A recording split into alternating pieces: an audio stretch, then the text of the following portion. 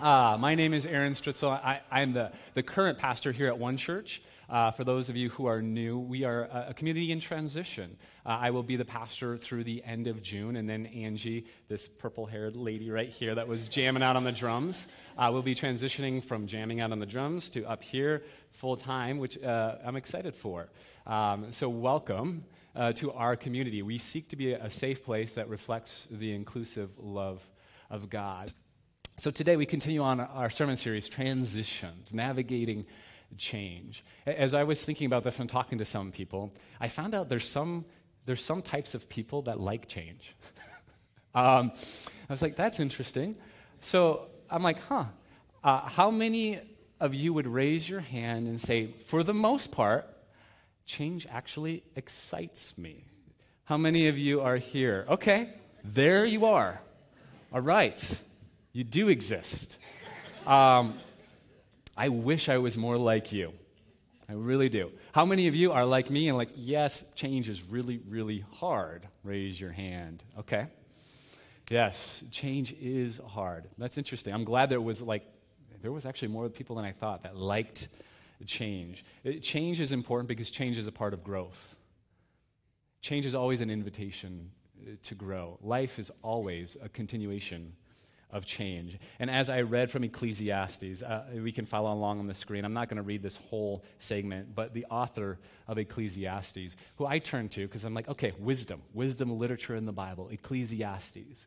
The author says there's everything, there's a season for everything. A time to be born and a time to die, a time to plant and a time to pluck up what is planted. And then he continues to go through this. Different times, different seasons for everything. But if you notice the underlying passage there, verse 2, there's a time to be born and a time to die. It's as if the author is saying, between your birth and your death, it's a nonstop change in different seasons and different things. And one of the interesting things, if you read Ecclesiastes, is, especially here, he makes no judgments about these different seasons. Is crying wrong? I don't know. But you will cry. Is dancing wrong? Unless you're like me and you can't dance, then no, it's not wrong. Is it wrong to weep? No. Is it wrong to mourn? No. But life will bring those things to us.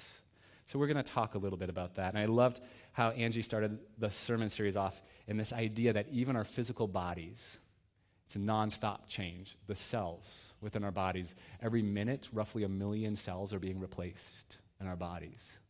So from birth to death, our whole physical bodies go through nonstop change. It's just a part. It's hardwired into things. Change invites growth, but change also includes some stress. So let's talk about some stress for a little bit. First of all, not all stress is bad. There is actually some good stress in our lives that gets us up and makes us do things quicker and faster and deadlines. But there's a lot of unhealth that comes with stress, especially as we walk in stress long term. On the next slide, you can read the American Psychological Association does a survey every year. And these are the top 5 stressors found in America. Now, what's interesting is money and work always are at the top. By the way, I thought about this. I'm not one to talk about budgeting because I'm not very good at it. But since money is always on the top, maybe alleviating some of our stress is just simple things like be on a budget, right? Don't spend what you don't make. And how much will that alleviate our stress? If money is always on the top, what does that say? But what's interesting is this is the first year that the top one was the future of our nation. 2017. This was done. 2017, the future of our nation. If you look down, wow, current political climate is also up there. So thinking about not only stress in general, but then the sort of culture we're in and the time period we're in, and the added stress that brings on to people. Now, of course, we wrestle with why is that? Why is there stress? It's interesting that actually young people, junior hires, and especially high schoolers now are beginning to struggle much more with anxiety than ever before. So it doesn't take a rocket scientist to realize that anxiety, depression, stress are on the rise. You can read it all over the place. Lots of surveys, lots of studies. The question then is, why is that?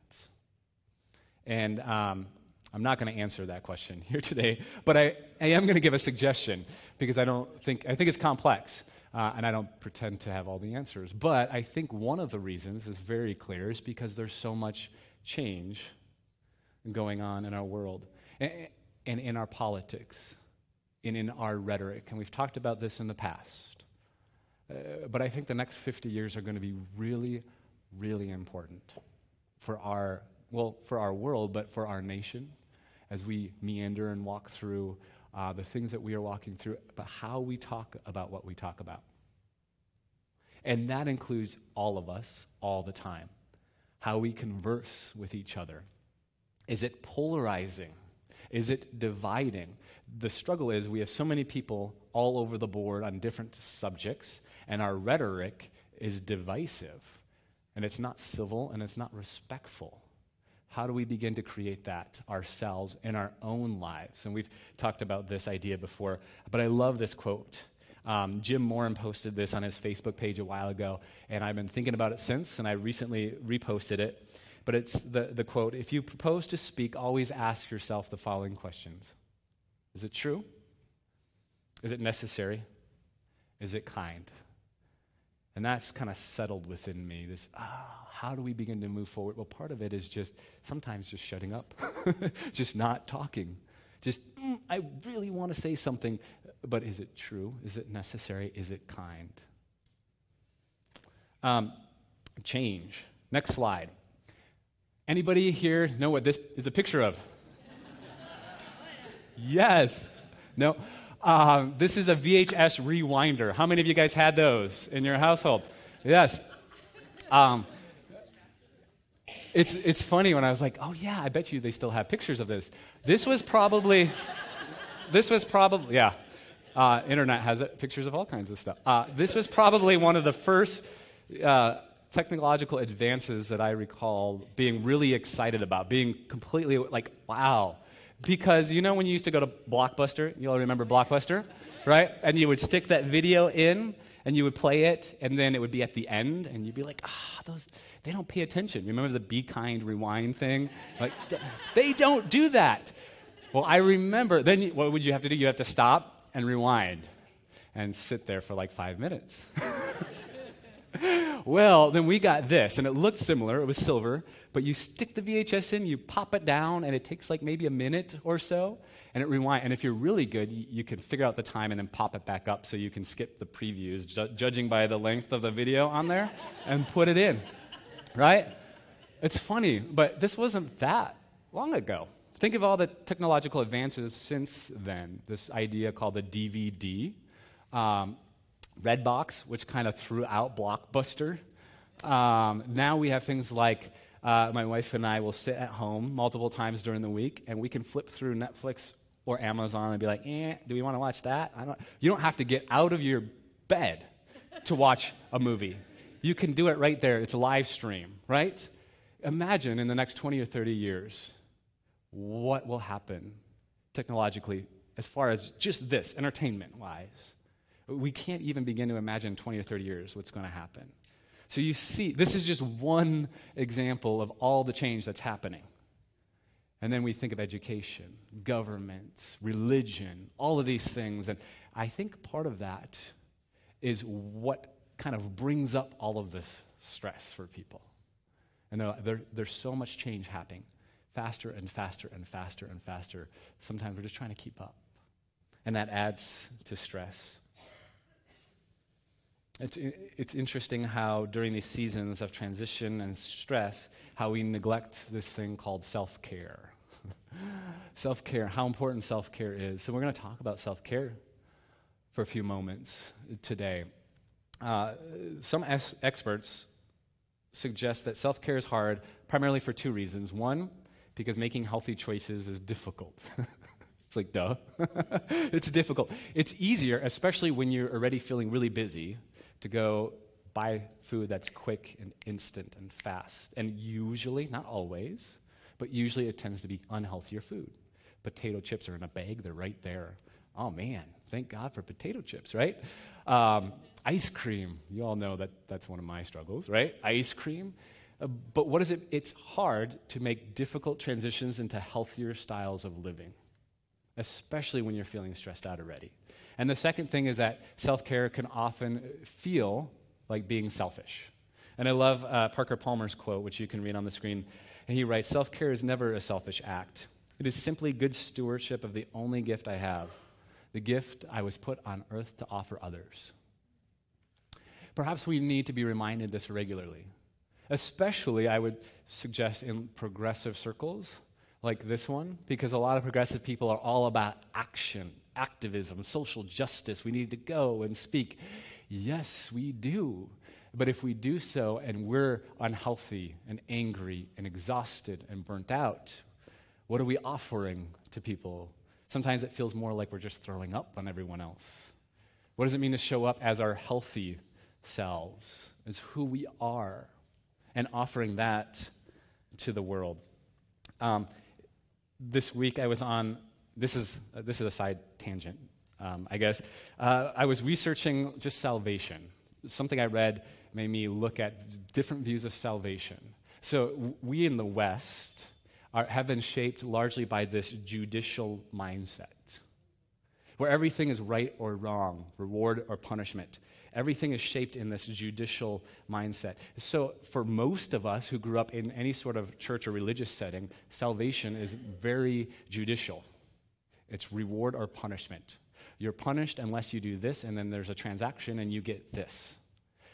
Whereas I was looking at the Eastern Orthodox Church, and their view of salvation, it's radically different. It's this idea of this healing process that goes on.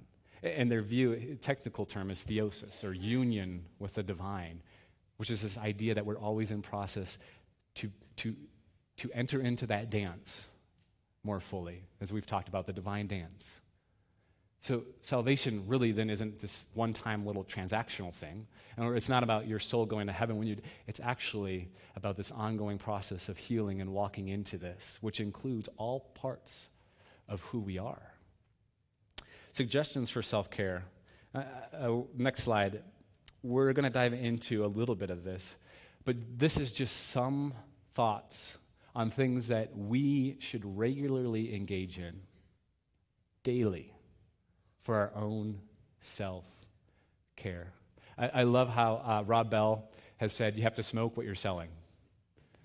So if you're talking about Jesus and being a Christian and, oh, this life is great, it's awesome, and it's wonderful, and you are just exhausted and burnt out and not walking into that, what does that say to everyone else?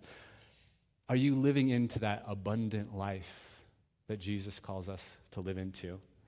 So at this time, I'm going to invite my beautiful, lovely, amazing wife to come on up, if you would. We're going to take this time to talk specifically just about health and some diet stuff. So here, I guess I can help you. Molly. Hi. Hello. Hi.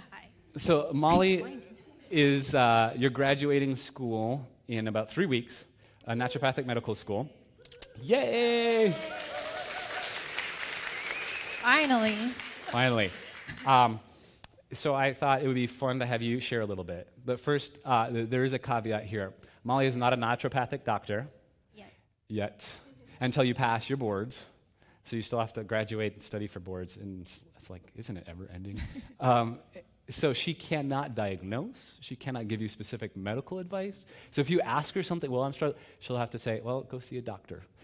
But she can give advice on ideas and just lifestyle. She can tell us about the things that she's learned in school. So I was like, okay, you haven't spoken very much, and we're leaving. So you should share. Secretly, I was like, I don't want her to come up here because they're going to like her better than me.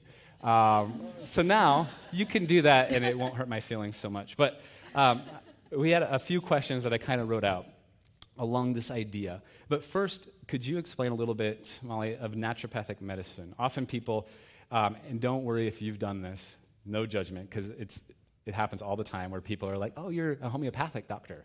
But what is a naturopath, and how is that similar or dislike homeopathy? Could you explain that? Sure. So I'll I'll start off defining homeopathy, and then I'll go into what naturopathic medicine is. Homeopathy is a subdiscipline of naturopathic medicine, but it also is a separate entity. And so you can go to school and become a homeopathic doctor, whereas I went to naturopathic school, and I just happened to learn homeopathy. Homeopathy is very complicated in as far as how I explain it, because people are like, whoa, what do you mean? So the most basic example I can give you is coffee. We all love coffee. We know coffee creates hyperactivity. It can create anxiety, palpitations, where your heart's racing. So if we see that in a person who's having those symptoms, we can give them an ultra-diluted form of coffee. And because of the law in homeopathy of like cures like, it will bring that person back into balance. That's probably over your head, and I can't really explain it more than that, but that's the essence of homeopathy, is like cures like. Now, in allopathic medicine, if you have a fever, we're going to give you anti-fever. If you have nausea, we're going to give you anti-nausea. So that's kind of how you can compare and contrast them. Now, as far as naturopathic medicine, you can Google it and find a great paragraph on an explanation. And one thing they've challenged us at the very beginning of school is to come up with your elevator speech, because people are going to ask you that all the time. So here's my best attempt. In the last 4 years of what I've come up with is naturopathic medicine. And really, for me, it's a healthcare model that combines the best of modern-day medicine with traditional healing practices. Naturopathic medicine, to me, is an art. It's a philosophy. It's a science. It's a practice of treating illness in people. And the way we do it is based on the foundation that your body has the innate ability to heal itself. And so as naturopaths, what we do is we sit down and we work with you and say, what are those obstacles that are preventing your body from doing what it's supposed to do? A great example of this is if you have a cut, what's it going to do? We're going to send a bunch of cells. We're going to plug it up so you don't bleed to death. We're going to send those cells so there's no infection. Now, people who have gone under lots of stress, sometimes their body can't heal itself anymore. And so our job as a naturopath is to figure out why. So we're kind of investigators, detectives, and trying to figure out how people can stimulate that healing process. Does that make sense? Yes. So coffee is good. There's so much debate about that, but I have my 2 cups in the morning, and I found the research to support that it is. So one of the things I find interesting that we've talked a lot about is the connection between stress and illness. So could you speak a little bit to that and what you've learned? Definitely. So to begin with, everybody's susceptibility to stress is different. Part of that is because of your genetics. Part of that is your coping strategies. Part of that is your personality, and your social support. And so everyone's going to experience stress differently. And not all stress is bad, like you mentioned earlier. And it is known that acute stress can actually boost your immune system. But over time, chronic stress can suppress it. So what I've learned about actually in the last couple of weeks, which is ironic that you asked me to come up here, is about this tool I'm going to show you. It's called the Life Stress Index. And we can go to the next slide. And I don't know if you've all heard about this, but it's basically a survey that was created in the 60s by a researcher to assess your risk for developing chronic illness. Now, I want to use it someday in practice as a tool to help determine your level of exposure to stress. So these are the top stressors, and on the right side, is a number, a value. And so you can see, like, death of a spouse gives you 100 points. Another interesting one up there is marriage, 50. And I'm not sure what that means. Whether it's good things in marriage or because you see also marital reconciliations, 45, super interesting. Pregnancy, 39, that's a stressor. Okay, you can go to the next slide. This is on the lower end of the scale. There's 43 items. Change in residence, that would be us, 20. Change in church activities. Hello, one church. We're switching things up a little bit. That gives you a 19. The mortgage, less than $20,000. That was super interesting. Christmas, stressful. Mm-hmm. Vacation. Anyways, so I think this is a great tool. If you can look it up online, you can check it and see where your score is. You can go to the next slide. If you score a 300 or above, your likelihood of a chronic illness developing is about 80%. So that's just something to be aware of. It's not to freak you out. By all means, some people who do score 300 may not. They might be resilient and not develop a chronic illness. It is said that if you score greater than a 200, then your stress management practice should be pretty aggressive. So just something to be aware of. I'm going to use it as a tool to just kind of see where everyone's at in their stress level. That's fascinating. It's interesting because I know people who have gone through a lot of those. I mean, death of a loved one, especially a spouse, divorce, and how those manifest in our bodies is something to be very aware of. So can you talk more about resiliency? What are practical steps? Resiliency, this idea of really how we handle stress, right? How we navigate change, which often brings stress. So how do we become more resilient? Okay. You can definitely, there's a lot of tools online that talk about building resiliency, and it's definitely becoming mainstream out there that the approach of medicine now is to focus on these areas. So I think one of the first things we should definitely do is to identify negative coping strategies. I think that's the first step, is just awareness. How do you think you'll cope when you're under stress?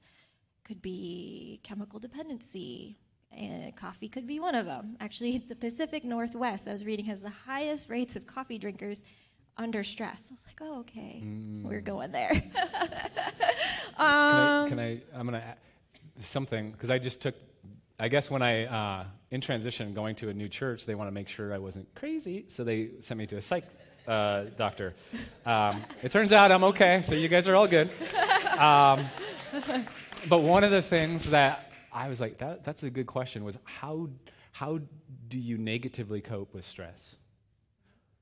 So something to think about for you. How do you negatively cope with stress? What are those signs? And how would you like to, or in a positive way, cope with stress? I think that would be just important because you touched on that. But that's probably important for all of us to ask ourselves now, whether we're in stress or not. What are my negative tendencies? And then how would I like to see myself if I was in stress, positively cope? Mm-hmm.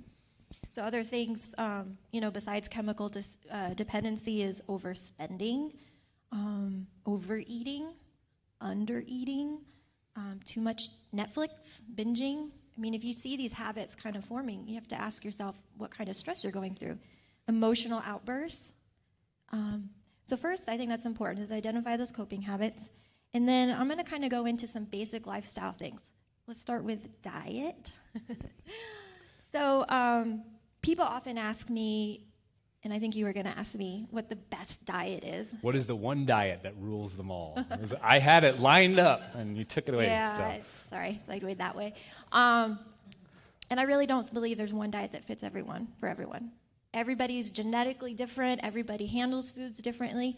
But especially in times of stress, I would say just focusing on eating whole foods, nutrient-dense foods that are going to fill you so that you have energy, so you can process all this stress. Foods that are going to give you clarity of mind so you can go through all this that you're going through, the things that you're going through. The other thing with diet, you guys remember the slide back. It said 15 points for changes in drastic changes in diet. I don't recommend anybody really going through, new dietary changes to the extreme when you're already going through some significant life stress, because that's going to add to it. So just something to be aware of. Now, when your body's under stress, you're sending out all these hormones, and one of them is cortisol. And so cortisol, it's supposed to help you manage the stress, but sometimes under continual stress, your cortisol is high. And that can actually affect your sugar levels and can affect your appetite. And so naturally, your body wants to preserve when you're under stress. Just think about, back in Paleolithic times, when you're under stress, your body wants to preserve.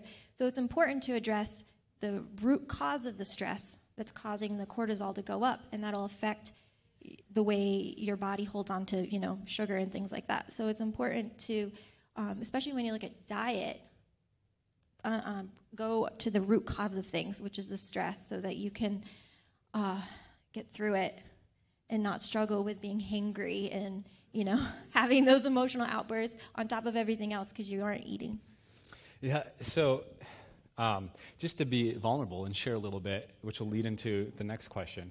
I'm hesitant to talk about weight too much, so I'll share my experience, personal struggle.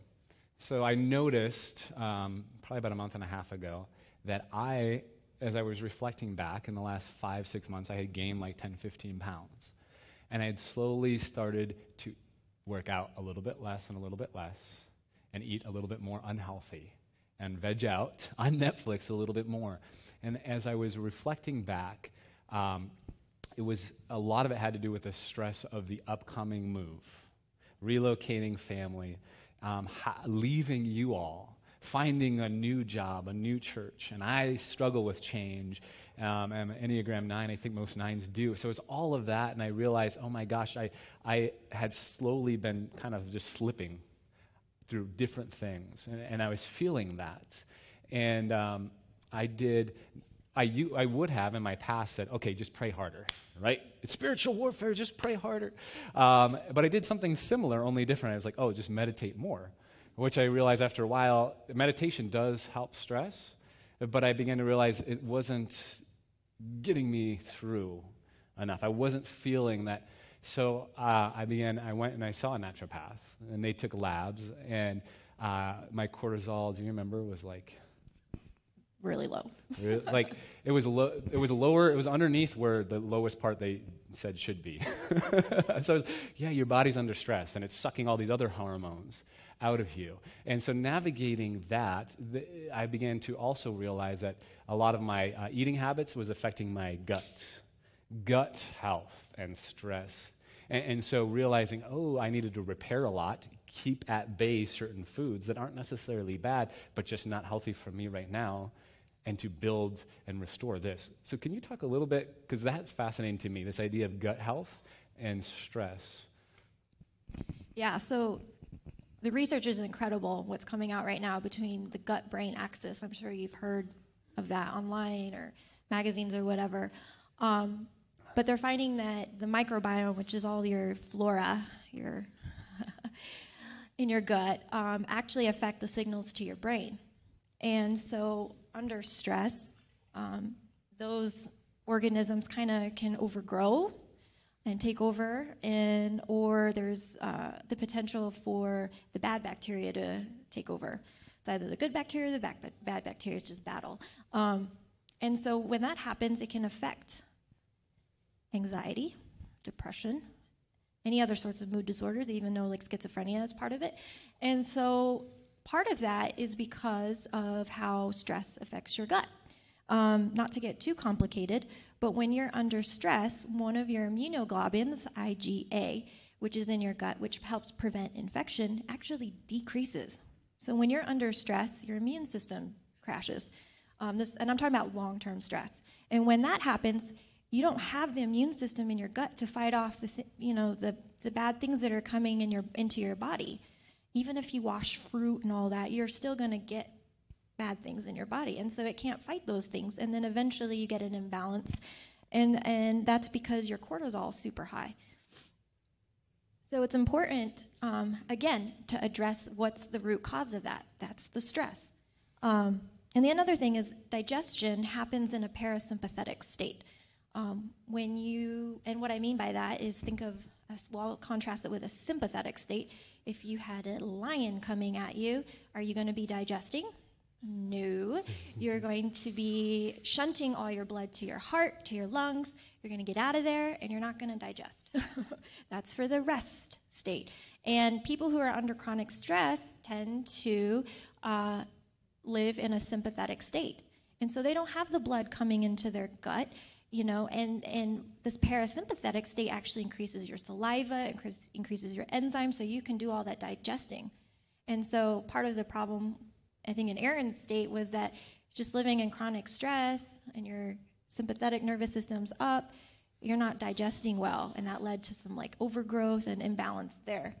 And so that's something as naturopaths and any functional doctor will definitely address with people is when you're in stress, how do we also address your gut, and then how that affects your mood and things like that as well. Mm-hmm. So last question, what is the most important factor about resiliency under stress when it comes to do with stress? Okay.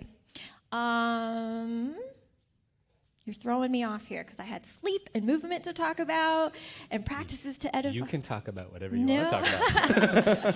I'm like, Aaron Stritzel. No, I don't want to take too much time. So what do I think is the most important factor?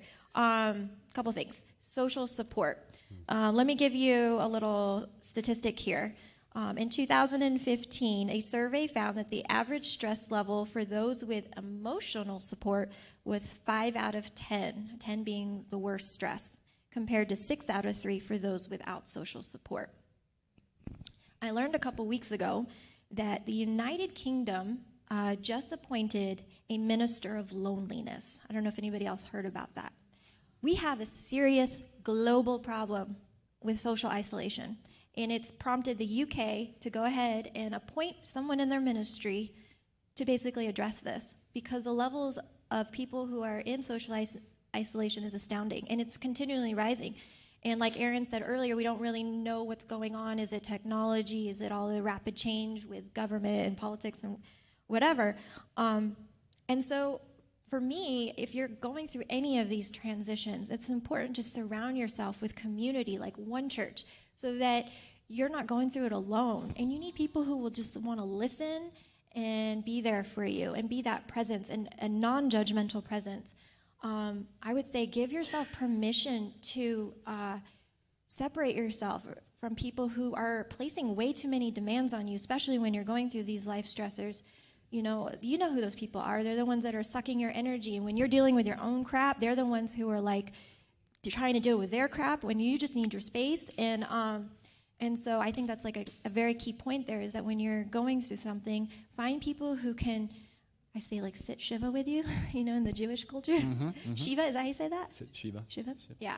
Who will just be there with you. When my dad died 3 years ago, that was really important, because I didn't want to hear advice, I just wanted to be with people. And I can't say how much that meant to me back then. But this whole thing about loneliness, this was really interesting. Just so you know, I love facts. I'm a fact nerd.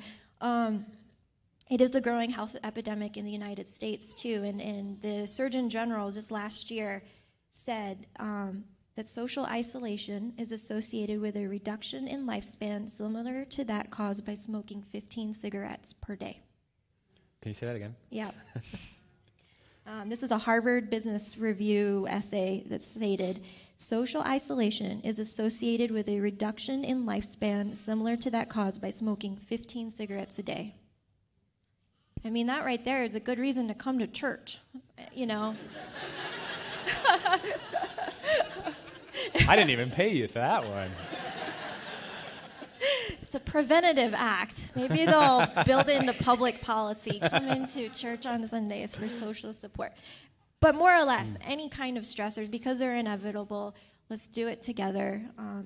And of course, if you are going through anything and you're feeling like you have anxiety or depression, it's okay to get professional help. It doesn't mean you're any less of a person. And medication too. If it's necessary, it's necessary. You're not any less of a person. I know a lot of times people think naturopaths are anti-medicine. We're not. There's a place for it. And, if you can work with someone who can help you balance that out, I think it's a great, great thing. Yes. Molly Stritzel, ladies and gentlemen, thank you. Thank you for having me.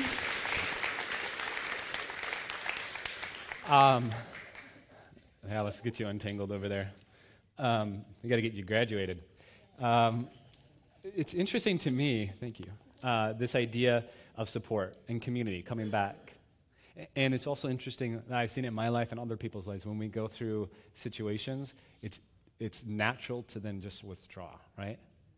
And the very thing we need, we actually run away from. And so just an encouragement for those of you here, when you see people going through those stages or changes, moving or a partner change or whatever it is, this should be a place where we reach out to those people intentionally. Not just one or two, but as a community, we surround them and we sit with them. We don't need to try to fix it. We're just here to support and love you through this time. Because it's one of the biggest things I think people need, right? So, It's holistic. Salvation, if it means anything to me, it has to include mind, body, spirit, everything. Jesus talked about this idea of abundant life, which is available here and now, that this kingdom is to be sought after, which I think had to do with a way of living that's available here and now. So when I back to Ecclesiastes, right? Looking back, I'm like, okay, let's gain wisdom. Let's look at wisdom literature found in Scripture. So I want to invite you to follow along with me as we jump back to Ecclesiastes chapter 1. Let's read. What is the wisdom here? The words of the teacher, son of David, king of Jerusalem. The author writes this: meaningless, meaningless, says the teacher, utterly meaningless. Everything is meaningless. Wise words, okay. What do people gain from all their labor, at which they toil under the sun? Generations come and generations go, but the earth remains forever. The sun rises and the sun sets and hurries back to where it rises. The wind blows to the south and turns to the north. Round and round it goes, ever returning on its course. All streams flow into the sea, yet the sea is never full. The place the streams come from, then they return again. All things are wearisome, more than one can say. The eye is never enough of seeing, nor the ear is full of hearing. What has been will be again. What has been done will be done again. Is there anything new under the sun? Is there anything of which one can say, look, there is something new? It was here already long ago. It was here before our time. No one remembers the former generations, and even those yet to come will not be remembered by those who follow. Let's pause here. Talk about a downer, right? But, all right, he continues, so let's go.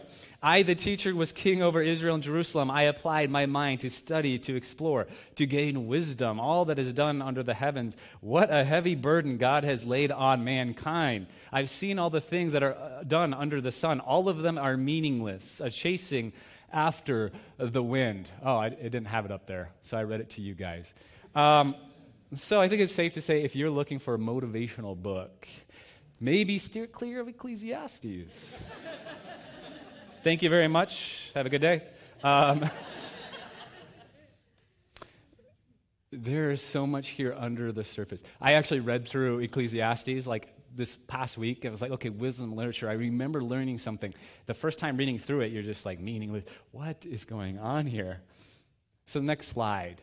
One of the interesting things is the top 3 wisdom books in the Hebrew Bible: Proverbs, Job, and Ecclesiastes. Proverbs is really, it's a collection of Proverbs, hence the name. But Proverbs is this clear black and white, usually gives you 2 paths. Choose A or B. The righteous do this, the wicked do this. If you want to be blessed, do this. If you want to be cursed, do that. If you do this, you will get this. If you do that, you'll get... It's very black and white. It's very clear. It offers a lot of great advice. Some scholars will look at Proverbs as maybe the first original wisdom literature. And then you move and you go to Job, and we know the story of Job. Job is a story of a man who did all the right things, followed the normal wisdom, and yet didn't get what he was supposed to get. Job is a book of questioning the wisdom norm. What happens when you do all those things and you still suffer? Then when you get to Ecclesiastes, this is like the wisdom after the wisdom after the wisdom. This is where eventually you live long enough and you're like, sometimes you do the right thing and it works out, sometimes you don't. And sometimes you look at most things in life and there's not always a rhyme or reason to them. That's hard sometimes to think about. Sometimes the foolish people make stupid decisions, get a lot of money, live way longer, and the smart people suffer. What do you do about that? What do we learn from this? The word meaningless, you could follow along on the next slide. The word meaningless here is the Hebrew word havel. If you look at the NRSV, they translate it, I think, better as vapor. What is a vapor? Something that appears and disappears. It's this idea that it's temporary. Can you grasp vapor or smoke? You can't. And chasing after it is like chasing after the wind. Okay. What does that mean? If it's temporary, if it's havel, does that mean then that it's invaluable or not valuable, sorry? If somebody asks you all, what are the most valuable things in your life, the most important things in your life, you would say things like my partner, my spouse, my kids, my friends, my family, my job. All of those are havel. They are all vapor. If you chase after them, if you try to grasp it, you're missing the point.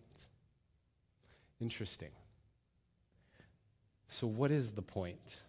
Because I'm a little confused here. I think it's easy, if you're reading through Ecclesiastes, to miss it. So the author writes this in chapter 3, verse 13. The author says, "It is God's gift that all should eat and drink and take pleasure in all their toil," which sounds or can sound a lot like, hey, there's no point to anything, just drink a lot and have fun. Right? He says something similar in Ecclesiastes 2, verse 24, and in chapter 3, verse 22, and chapter 5, verse 18. But if we pause, it is God's gift.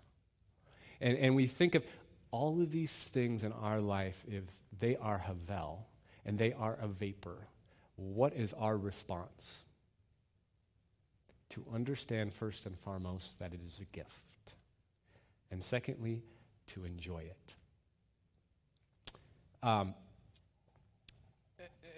The last month and a half, every time I go out to one of my favorite coffee shops, it's like I go out and I'm like, oh, this coffee is so good. This environment is so great. Every time I go out to one of my favorite restaurants. Any Pita Jungle fans in the house? Yeah? Pita Jungle, what else? Pomegranate Cafe is another good one. Snooze. Anybody getting hungry? What time is it? It's like, oh, this is so good. When I go and hang out with you guys and I spend time, and it's like, oh, this is so wonderful. Why? Because I am acutely aware that it is havel, that my time with you is short, that every coffee shop I go to, the coffee just tastes so good. Every time I get to spend time with you guys, it's just so deep. It's not meaningless. I think that's a bad translation. It is havel. It is temporary, but it is so supremely valuable. It's true of all of us. That might be 10, 20, 30, 40, 50 years, whatever, but it's all havel. What would it be to simply say, instead of chasing after it, trying to grasp it, trying to hold on to it, I simply sit back and receive things as a gift and enjoy what I can. I want to invite the worship team to come on up here. So as we conclude the sermon series on transitions, thank you. This should just be permanently super glued up here.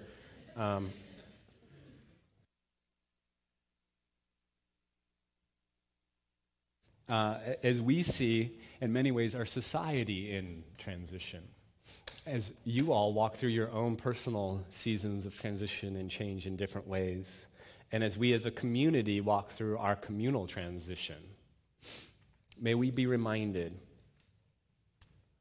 of havel.